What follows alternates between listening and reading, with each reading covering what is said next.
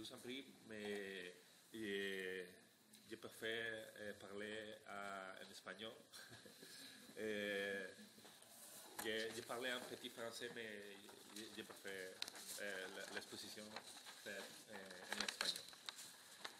Bueno, primero dar las gracias a la organización de este congreso, que creo que además es un congreso bastante productivo, en donde se están exponiendo diferentes conexiones portuarias en el Atlántico con diferentes bandas, y creo que es vamos, muchas gracias por la organización y sobre todo por haber convocado este evento. No está, ¿verdad? Vale. A ver, ahora sí. Bueno, estaba primero agradeciendo a la organización del Congreso por haber conectado a historiadores y geógrafos de diferentes bandas del Océano Atlántico y además en conexión con la actividad portuaria. También tengo que decir que procedo de la Universidad de Las Palmas de Gran Canaria, del Departamento de Ciencias Históricas, y que este estudio, digamos que se inserta y está dentro de un proyecto de investigación liderado por el catedrático Miguel Suárez Boza sobre actividades portuarias en territorios del Atlántico, especialmente en islas. La elección de este tema de los puertos caboverdianos, que en principio para un canario puede resultar casi un atrevimiento, ¿no? El tratar otro espacio que sea fuera de las Islas Canarias, tiene relación por nuestro interés en los estudios de nesología, ¿no? De los estudios de islas, especialmente en el Atlántico, y máxime cuando se trata de un territorio africano y un territorio atlántico y un territorio colonial, con lo cual también creo que el abordar esta temática es un poco, o por lo menos tiene características un tanto diferentes a lo mejor al puerto de Oporto o a la Vendón en Burdeos, ¿no? A la Rada. Creo que dentro de esa perspectiva, creo que la exposición o la imagen que queríamos trasladar cumple unas características un poco diferentes, ¿no? De conexión atlántica, pero diferentes también a otros puertos quizás continentales, aunque en eso podríamos entrar también en el debate, ¿no? De hecho, a lo largo de la exposición pondré algunas semejanzas con otros territorios insulares atlánticos, sobre todo de la Macaronesia, es decir, de Azores, Madeira, Canarias y Cabo Verde, y los islotes salvajes, que eso ni los vamos a comentar.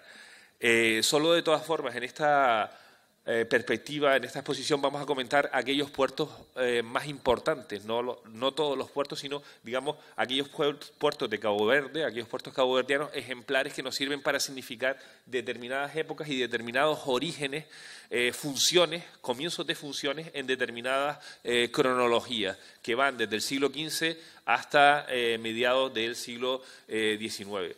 Bueno, en primer lugar, hemos traído en esta exposición un mapa del archipiélago de Cabo Verde, un poco para situar las islas. Son, las 9, 10 islas, si contamos Santa Lucía, más los islotes de Branco y Raso, San Antao, San Vicente, San Nicolás, Sal, Boavista, Amayo, Santiago, Fogo y Brava. El archipiélago se distingue en dos grupos, que lo veremos ahora mejor en la siguiente diapositiva, serían las islas de Barlovento y las islas de Sotavento.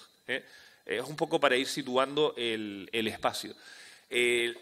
A diferencia del territorio de donde procedo, que son las Islas Canarias, que sí se encontraba poblado cuando llegan los europeos en el siglo XIV, las Islas Canarias, el archipiélago de Cabo Verde, junto con el de Azores o junto con el de Madeira, estaban despobladas. Los primeros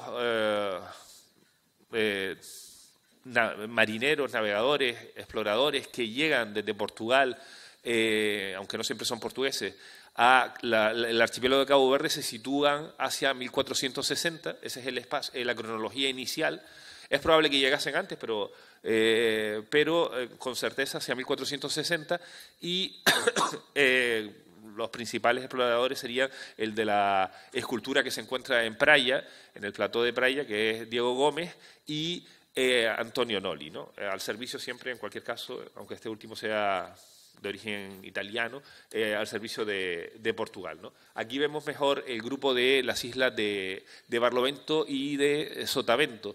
Y también una primera aproximación de Cabo Verde, una primera situación de Cabo Verde con respecto a la costa africana, continental africana. Aunque ahora veremos también otra perspectiva, porque este es un papel esencial de los puertos caboverdianos y de ese papel de tránsito y de ese papel colonial, que es el papel estratégico, el papel de, entre comillas, portaaviones en mitad del Atlántico entre África, Europa y América. Como vimos antes en la exposición anterior, quedaba muy claro, además, en las trayectorias en el 16 y la conexión de Oporto, como desde Oporto hacia Brasil, hacia Sudamérica, hacia Argentina, cruza directamente por el archipiélago de Cabo Verde, ¿no? Es decir, que tiene bastantes posibilidades, en principio, de convertirse en una plataforma importante para la navegación atlántica durante la etapa moderna y también durante la etapa contemporánea, ¿no? Aquí vemos también esa posición estratégica y esa macaronesia ligada en este caso a Europa y África, pero el papel importantísimo que tendrá hacia el continente americano. Tengo que decir de todas formas que aunque hacia 1460 se descubre para los europeos el archipiélago de Cabo Verde, no será hasta... ¿Se escucha? ¿Sí? Hasta 1462, cuando se inician los primeros procesos de poblamiento, por cierto, de forma insatisfactoria, y a partir de finales del siglo XV, a finales de la década de los 60 del siglo XV, empiezan a poblarse determinadas islas. No todas las islas, y eso es importante para tenerlo en cuenta a la hora del desarrollo de los puertos también. Es decir, las islas que se van a poblar va a ser fundamentalmente Santiago y en relación por su cercanía a Santiago la isla de Fogo. El resto de las islas permanecerán despobladas hasta, en el mejor de los casos, bien entrado el siglo XVI y en el peor de los casos hasta prácticamente el siglo XVIII. Es decir, que cuando hablamos en principio en el siglo XV, siglo XVI de Cabo Verde, como ahora veremos, estamos hablando de la isla fundamentalmente de Santiago y de la isla de Fogo, ¿no? También quería venir, voy a darle un poco para atrás. Otra de las características de los puertos caboverdianos es que en su mayoría se van a encontrar a sotavento de las islas, no únicamente, pero en su mayoría, los más importantes, desde luego, a sotavento. En cualquier caso, algunos, como en el caso de Mindelo, pero ya es la utilización como puerto, insisto, esta ardía, se encontrará hacia el este, ¿no? Hacia el oeste. Es decir, hacia Barlovento hay muy poco desarrollo portuario. Eso lo contrasto, por ejemplo, con los casos... pues sin ir más lejos de Canarias, ¿no? En donde el puerto de Garachico, el puerto de la Cruz, van hacia Barlovento de las islas, ¿no? ¿Y por qué se van a elegir en un principio esos puertos o los puertos que se van a desarrollar, que van a ser principales en Cabo Verde? Pues porque son puertos protegidos, están a sotavento, son puertos que tienen disponibilidad de alimentos, como lo veremos luego en las imágenes, que queda muy claro en el caso de Ribeira Grande, ¿no? El principal puerto de la etapa moderna en la isla de Santiago, y porque tienen posibilidades de abastecimiento de agua. Hay puertos que son mejores, pero no tienen o bien disponibilidad de alimento fácil o no tienen disponibilidad de abastecimiento de agua. Y eso era esencial en el tránsito atlántico, sobre todo si se quería desarrollar estos puertos, ¿no? Vale.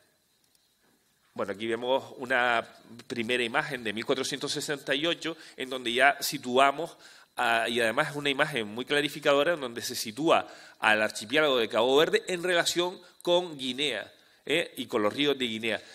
A partir de 1466, la corona portuguesa da un privilegio, en principio, a los habitantes del archipiélago de Cabo Verde, que luego se limita, a los pocos años se limita, no a los habitantes de Cabo Verde, sino a los habitantes de la isla de Santiago para poder comerciar con Guinea, ¿no? Para tener el monopolio prácticamente de Guinea. Utilizando palabras actuales, podríamos decir y además eso lo utiliza el término una de las historiadoras importantes sobre la historia de Cabo Verde, María Emilia Madeira Santos, que es una plataforma offshore de la actividad comercial de los ríos de Guinea. Es decir, era mucho más fácil para los comerciantes portugueses o castellanos también, que van. Ah, vale. Bueno, está bien. 6 o 7 minutos. 6 o 7 minutos, sí. Solo. La katana. Sí, Bueno. Hay que entrar en el tema. Ok, bueno, hay un poco... no voy a entrar. En fin, bueno, quiero decir que hay un privilegio que se va corrigiendo desde finales del siglo XVI. No voy a hablar, voy a volar. Yo trataba de hablar lento en español, aunque los canarios la verdad que hablamos bastante rápido, pero esto va a ser una cosa, en fin, hasta donde lleguemos. Tampoco.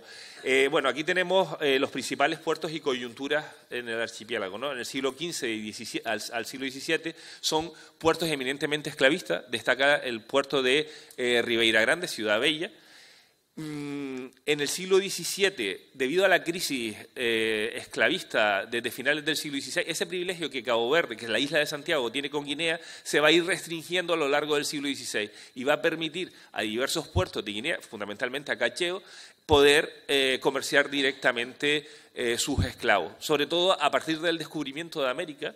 Pues con América, antes hacia las islas del Atlántico, Madeira, Canarias y la península ibérica. Esa crisis esclavista permite también un puerto de escala irregular, es decir, Ribeira Grande no va a ser el puerto necesario, sino un puerto irregular de escala. Y se va a apostar, más que por la exportación de esclavos, por una posibilidad de exportación agrícola y ganadera también, ¿no? En este sentido, junto con las amenazas corsarias, el puerto que sustituiría ya para el siglo XVIII a Ribeira Grande sería el puerto de Praia, o mejor dicho, en Praia el puerto de Santa María. Y ya para el siglo XIX se va a crear un puerto y una ciudad en una isla que nunca había destacado en la actividad portuaria, que es el puerto grande de Mindelo, en la isla de San Vicente, ¿no? Esas serían las principales puertos y coyunturas. Bueno, tenemos también por siglo las funciones de los puertos caboverdianos, ¿no? En el siglo XV, un comercio esencial con África, fundamentalmente, todavía no se había descubierto América, con los privilegios hacia Guinea. Comercio con Europa, es decir, está cumpliendo una función colonial, que es envío de manufacturas y otros productos desde Europa para canalizar y comerciar con Guinea y extraer en esa factoría offshore hacia Europa esas producciones africanas y el poblamiento de Santiago y Fogo. En el siglo XVI, una orientación hacia la exportación de esclavos hacia el mercado americano. Se descubre América con cierta economía productiva ya de Santiago y Fogo. No solo es una economía extractiva, característica del XV, sino ya cierta economía productiva. Pero en el resto de las islas continúa una economía extractiva porque están prácticamente sin poblar. Abastecimiento de Europa, que continúa también, y comercio esencial con Guinea, fundamentalmente de esclavos. En el siglo XVII y XVIII hay una crisis en las exportaciones de esclavos hacia América por la competencia con Guinea. Se anulan, de hecho en 1644 se anulan ya todos los privilegios con el comercio con Guinea y hay una mayor, por tanto, como no hay la función esclavista se va perdiendo paulatinamente, se apuesta por otro tipo de utilidades, en este caso la producción agrícola que favorece también a las islas más pobladas, a Santiago, Fogo, San Antao o San Nicolás. Y la reactivación, que eso creo que es muy interesante, que lo veremos ahora en el mapa, que si tenemos tiempo en un minuto, del tráfico interinsular. Es decir, cuando hay puerto esclavista, claro, el tráfico interinsular es muy pequeño. Cuando se apuesta por una economía productiva, el tráfico interinsular, desde luego, también va creciendo. Y en el siglo XIX se reactiva el papel de escala internacional en los intercambios atlánticos, con barcos, en este caso, carboneros. De ahí la evolución de puertos esclavistas a puertos carboneros, sobre todo con Sudamérica y África. La centralidad estaría en Mindelo, pasaría de Praia a Mindelo como puerto de escala, Puerto Grande. y ligado también al desarrollo del capitalismo internacional. Es decir, yo creo que eso es esencial para entender el cambio de función de los puertos caboverdianos, de una economía, digamos, comercial, conectada, triangular entre Europa y América, a una consolidación clara ya del capitalismo en el siglo XIX y XX, con lo que eso también tendrá ligado a las relaciones de producción. También podemos encontrar diferentes funciones según el puerto, es decir, Ribeira Grande, Praia, Mindelo, o puertos interinsulares como Preguiça en San Nicolás, con diferentes infraestructuras. Bueno, en los puertos esclavistas los barcos son a vela, efectivamente. Se utilizan las bahías, una característica de los puertos, en este caso estratégicos, y que lo diferencian un poco de los europeos, es que no tienen muelles, son bahías simplemente, en donde pueden arribar una serie de barcos a vela, a veces muchos barcos o pocos, ¿no? Hay una centralización de los recursos, disponibilidad de agua, de alimentos, relaciones de producción más diversas. Es decir, mano de obra asalariada, esclava, medianería, parcería, instituciones y oficiales de gobierno, pues hacen falta escribanos, hacen falta guardas, hacen falta los oficiales de la alfándega, etcétera. Defensas militares, por ejemplo, en el puerto de Ribeira Grande, la primera gran defensa es de finales del siglo XVI, con el castillo o la fortaleza de San Felipe, ¿no? Los hospitales, que también tenía imágenes, aunque no va a haber tiempo, conexión internacional del archipiélago y con núcleo de población también. Eso es importante, ¿no? En el caso de Cabo Verde, en el caso de Ribeira Grande, de Praia y luego de Mindelo. Los puertos tienen población. No siempre un puerto tiene población o no tiene excesivamente población. En el caso de Canarias no siempre ocurrió eso. Las funciones del tráfico interinsular son barcos a vela, voy más rápido, papel fundamental de la estación de producciones isleña, cualquier bahía buena, no tiene población o poca población, sin defensas prácticamente, sin instalaciones sanitarias, son puertos, digamos, naturales, ocasionales, pero sin que se consolide. Con un carácter extractivo, por ejemplo, los puertos de Sal o de Boavista, utilización ocasional, barcos a vela también, sin defensa, sin población, se parecen un poco a los puertos interinsulares. Solo interesa la extracción de artículos, como la sal, por ejemplo, o la arcilla.